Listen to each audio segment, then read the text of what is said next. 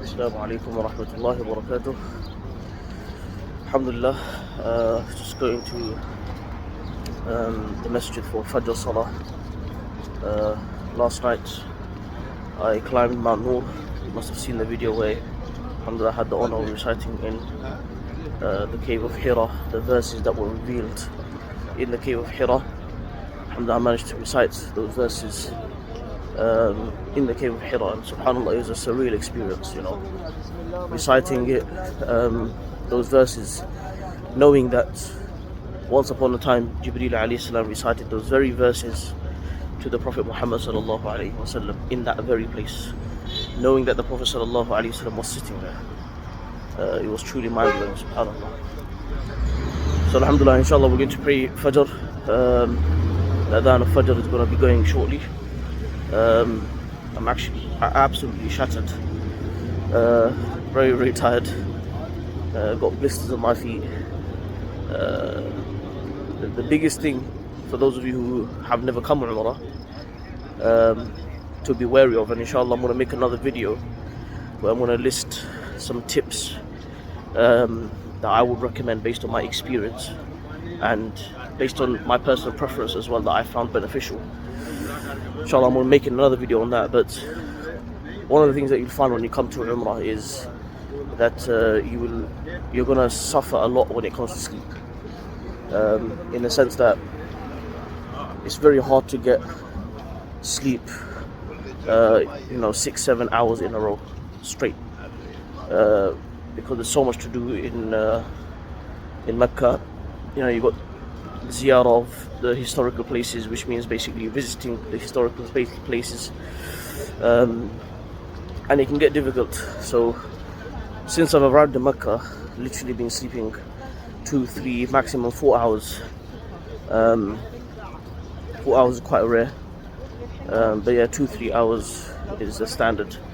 2-3 hours in the night, maybe catch 2-3 hours in the morning, meaning after Fajr, because then you have to bear in mind, by the time Fajr finishes, by the time you go back to the hotel, 6:30, 7 o'clock, and maybe even later, depending on what you do after Fajr. Usually people like doing tawaf after Fajr as well. So bearing all of that in mind, by the time you get back to the hotel, it's like 7 o'clock, and you got breakfast.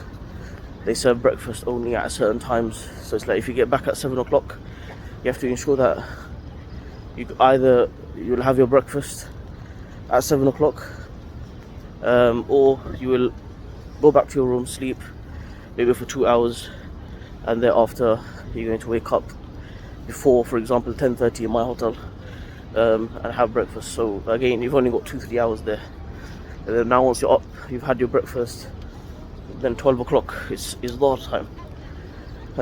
So it's a bit difficult. That's one of the things that you'll find challenging. But subhanallah, as in, even though since I've arrived, and to be honest, since London, I've only been sleeping 2 hours, 3 hours, again in bits, so throughout the day. So 2 hours here, 2 hours there, but subhanallah, the barakah of this place is such that despite that, I still feel okay. As in, I'm tired, of course I'm tired, but I'm still going, alhamdulillah, and I don't feel as if I'm suffering so much. But yeah, alhamdulillah, it's been an awesome experience, as always, and every time I come here, it's like I'm doing it for the first time. So yeah, inshallah, today we're going to be performing Fajr Salah right now. Just heading up. Let me just show you guys. So going to the first floor of the Haram. Usually this time it's quite difficult to get inside the actual masjid. As you can see, people already got their seats outside, which most likely means that there's no space inside the actual masjid on the ground floor. So that's why I'm not even going to bother attempting going to the ground floor. It's quite hard to go to the ground floor.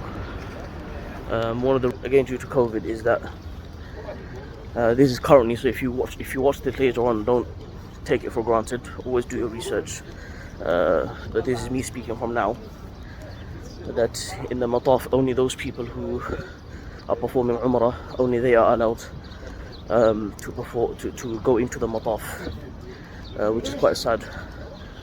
For the women it's actually okay, they don't really ask the women because women don't wear anything different.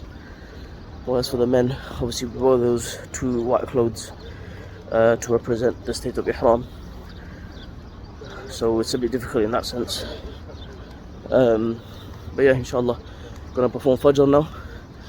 Today's gonna be actually very special because after Dhuhr we're going to be performing the eclipse prayer, Salatul Kusuf, and inshallah that's going to be taking place after Dhuhr Salah, and inshallah it's going to be an amazing experience because again we're going to be reviving a great sunnah of the Prophet ﷺ, in the most blessed land. So inshallah I'll be showing you clips of that and explaining Salatul Kusuf inshallah. Before that, we got the Mecca Ziyarah today, so we're going to be visiting the historical sites in Mecca, namely Arafah, Mina, Muzdalifah, so the Hajj sites, and mainly the cave of Hira. As in, I went yesterday, but that was with another group. My teacher has also brought a group, so I just joined them for that climb. I'm not going to be climbing it again, obviously. Annoys my group to be climbing it.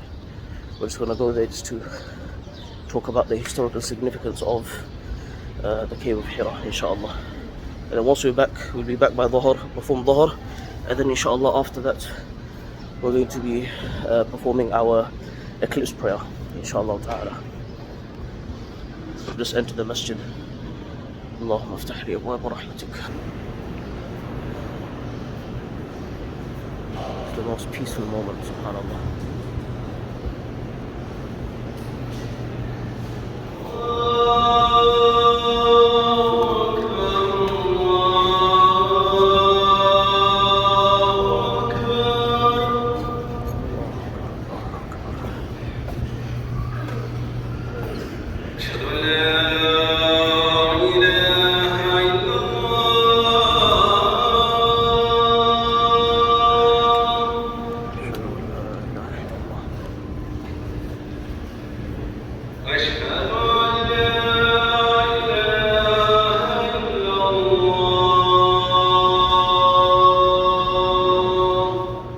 Alhamdulillah, I just performed Fajr Salah on the roof. Didn't get any space on the first floor, so I had to come upstairs to the roof. The roof is always beautiful, subhanallah. Beautiful atmosphere, it's really peaceful, especially after Fajr time. I would highly recommend everyone come to the roof. Obviously during the dark prayers, meaning Maghrib, Isha and Fajr. Very, very peaceful, mashallah.